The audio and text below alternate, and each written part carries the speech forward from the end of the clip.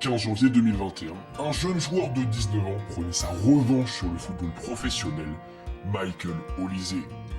Rejeté à maintes reprises des centres de formation quand il était jeune, que ce soit par Arsenal, Chelsea puis même Manchester City, l'ailier avait dû mettre son ego de côté et redescendre les étages direction le football amateur, avant, quelques années plus tard donc, de revenir plus fort du côté de Reading, avec qui il est élu meilleur jeune joueur de Championship, prouvant alors que tout le monde s'était trompé sur lui.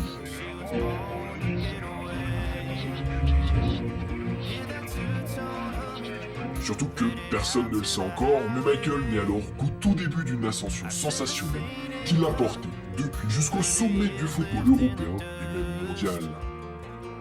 Tu l'as compris, aujourd'hui on vient donc sur l'histoire semée d'embûches d'un joueur absolument exceptionnel, mais qui aurait pu à plusieurs reprises voir son rêve s'arrêter. C'est parti, général.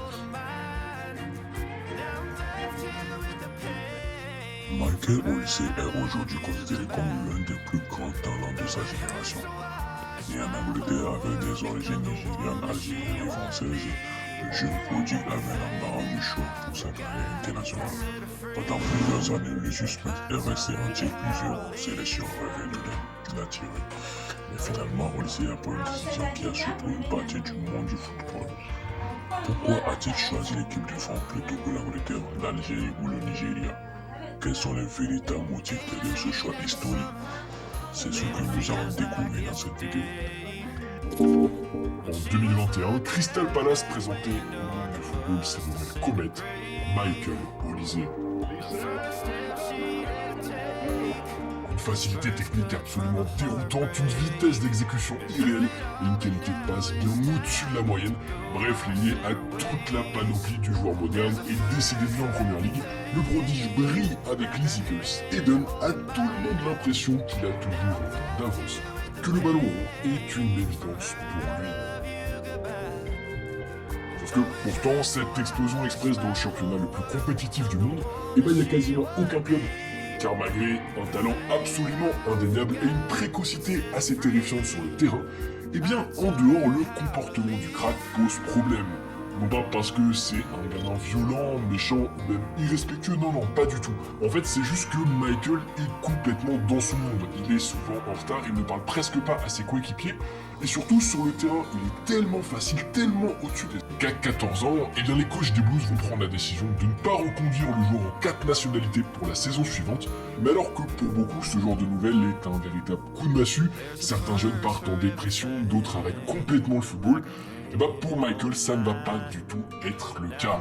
Car entouré d'une famille super saine, aimante et surtout qui croit dur comme fer en lui, et bien le gamin se remet très vite au travail, il est surmotivé à l'idée de réussir, et donc il retourne sans broncher jouer le week-end en amateur, où il découvre un football plus kick and rush, qui va largement contribuer à le forger, aussi bien dans le jeu que mentalement. Celui qui rêve un jour de porter le maillot de l'équipe de France va continuer à travailler, continuer à prendre du plaisir, et ça va finir par payer.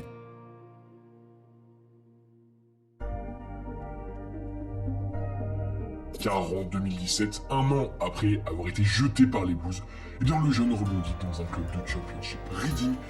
Et pour le coup, là, après plusieurs mois de galère et de déception, tout va s'accélérer pour lui à toute vitesse.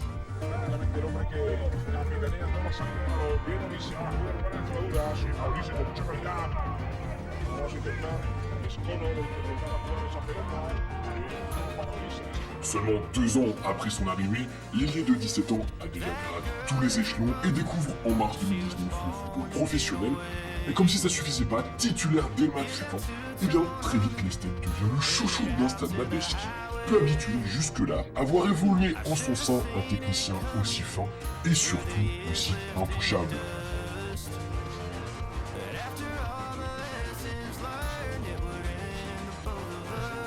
Bon, après quand même, au début, le coach, il tient à faire les choses progressivement. Il n'a pas envie de griller le garçon, qui est d'ailleurs encore un peu immature sur le terrain. Et donc, pendant un an, Olise va alterner entre les apparitions en pro et les retours en U23, lui permettant peu à peu de grandir et de prendre de l'expérience, ce qui était vraiment utile parce qu'au début, quand il arrivait à l'entraînement, les premières arabesques du silencieux Olise vont pas être super bien vues par ses coéquipiers qui vont prendre ça comme de l'insolence, comme de l'arrogance à leur rencontre. Mais bon, rassure-toi parce que très vite, tous ces miracles sur le terrain vont lui permettre d'être adopté par le vestiaire et par un 11 qu'il intègre définitivement à partir de février.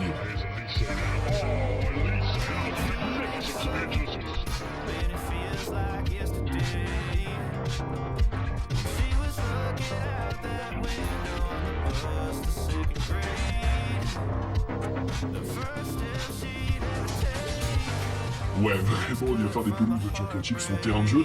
Et mieux encore, la saison suivante, pour son premier vrai exercice en tant que titulaire, Michael va passer un nouveau gros cap, notamment en termes de régularité et d'efficacité, qui plus est dans un championnat ultra rugueux.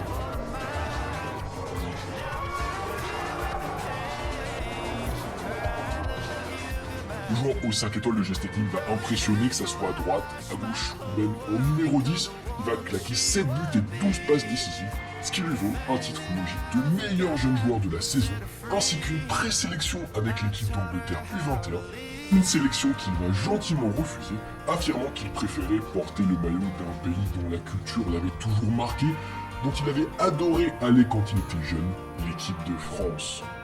Ouais, sur le coup, on a vraiment eu de la chance, surtout que dans la foulée, Olise a continué son explosion avec, logiquement, après cette saison dingue, un transfert de 10 millions d'euros vers la Première Ligue et Crystal Palace. Premier League is fun to be in top league in the world, so I think it's definitely going to be a lot tougher. But nothing that I'm not ready for. So.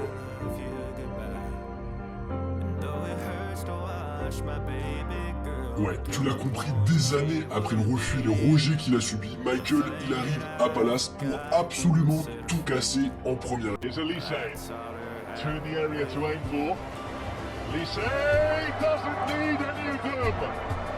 Absolutely magnificent from Michael Olise. And Harrison brings the ball in towards Olise. Gets a second bite out of it. What a moment there for the substitute. Malgré une blessure dès l'été de son arrivée, le gamin de Londres prend très vite ses marques avec les Eagles. Il se remet à faire ce qu'il sait faire de mieux, faire danser les défenseurs, marquer des buts et trouver des passes introuvables qui éblouissent tous les suiveurs de Première Ligue.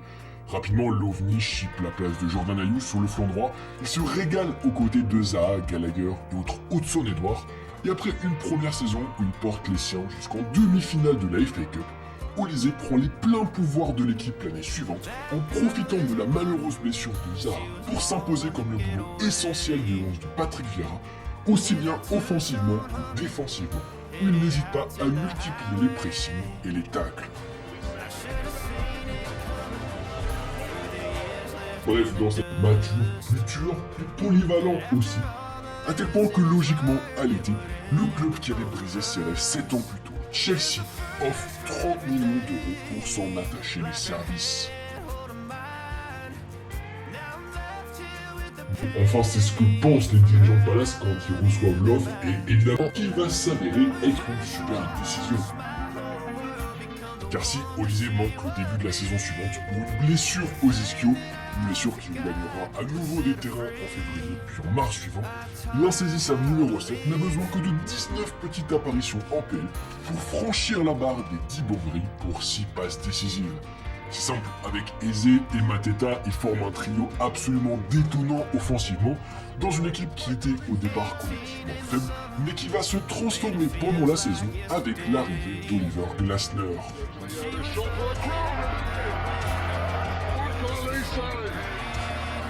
Enfin bref, t'as capté, cette année-là, Olise est vraiment exceptionnel. Il passe encore un cap et convainc définitivement toute l'Angleterre qu'il est bel et bien un talent à part entière.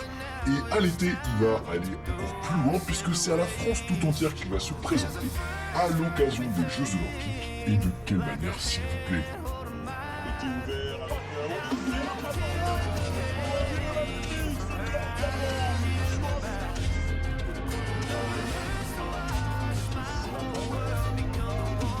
Sous les ordres de Thierry Henry et en 10 derrière Lacazette et Mateta, Michael est tout bonnement stratosphérique. Vraiment dans le jeu, avec 100 ballons, c'était choquant. D'ailleurs, il rend cette feuille de stats absolument terrifiante, vraiment, j'ai jamais vu ça. Et si les Bleus sont finalement vaincus en finale par l'Espagne, eh bien, on peut le dire, pendant la compétition, la France découvre enfin, avec quelques années de retard, il faut dire, qu'elle a entre les mains un nouveau joyau. Je sais pas, ce gars-là. Quelques jours avant le début de la compétition, le Bayern avait déjà montré l'ampleur du talent du joueur, l'ampleur de son potentiel, en posant 60 millions d'euros pour attirer l'espoir de 22 ans.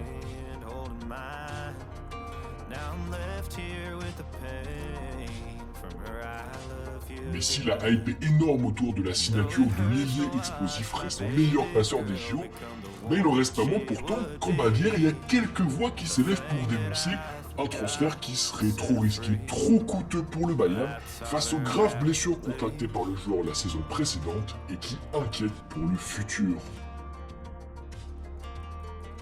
Mais bon, est-ce que ça va perturber Michael? Bah, pas vraiment.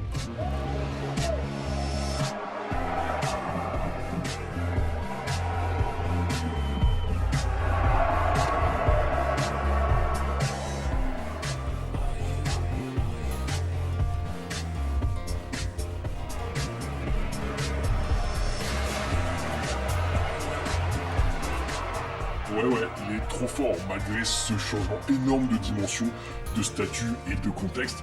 Le nouvel international français donne dès ses débuts l'impression qu'il est dans son élément. Tout est fluide pour lui. Sur le terrain, vraiment, c'est une évidence sur le du Bayern, que ce soit en Bundes ou bien en Ligue des Champions. Olivier, il continue d'être le joueur qui rend le football facile, celui qui dribble sans donner l'impression de forcer, celui qui joue sans vraiment suer, et le tout avec une aura assez dingue, une aura qu'on n'a pas encore évoquée jusque-là, mais qui est sûrement liée au fait qu'il est glacial sur le terrain, qu'il ne montre que très peu ses émotions, et surtout qu'en dehors, il ne donne quasiment aucune interview. Bref, le Michael Olise version Bayern est donc effarant de talent. Pour sa première saison, il a impliqué dans 30 buts en 34 rencontres d'une Bundes qui contribue grandement à remettre sous le jeu bavarois.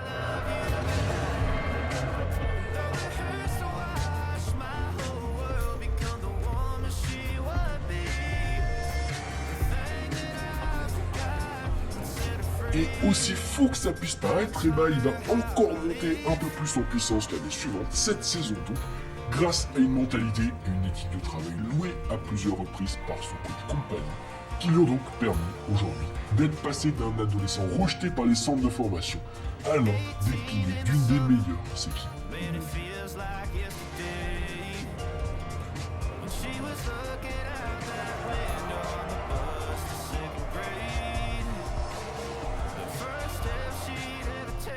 L'histoire de Michael Olise montre à quel point le choix d'une sélection nationale peut être complexe pour les joueurs possédant plusieurs nationalités.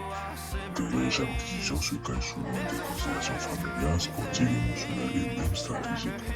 En choisissant l'équipe de France, Olise a décidé de rejoindre une des nations les plus prestigieuses du football mondial. Le choix qui représente pour nous la position d'un parcours commence très jeune et qui offre l'opportunité d'évoluer aux côtés des meilleurs joueurs de la planète. Cependant, ce choix laisse forcément des regrets du côté de l'Angleterre et la vu grandir dans ce de l'Algérie et du Nigeria. Deux nations qui espéraient pouvoir bénéficier de son immense talent dans les années à venir. Son profil technique, sa vision du jeu et sa capacité à faire la différence auraient pu apporter énormément à chacune de ces sélections. Aujourd'hui, la décision est prise et une nouvelle aventure commence pour Michael Olise sous les couleurs françaises, qui d'ailleurs aura participé à la Coupe du Monde 2026. Les supporters des Bleus espéraient désormais qu'il est confiant à tout le potentiel pour le prêt de plusieurs saisons et qui deviendra l'une des plus grandes stars du football international. Et vous, pensez-vous que Michael Olise a fait le bon choix en choisissant la France? Ou aurait-il dû représenter l'Angleterre, l'Algérie ou encore le Nigeria? Dites-nous votre avis dans les commentaires. N'oubliez pas de liker la vidéo, de vous abonner à la chaîne, d'activer la cloche de notification pour ne manquer aucune actualité footballistique. À très bientôt pour une nouvelle vidéo. Au foot, là où le football devient une émotion.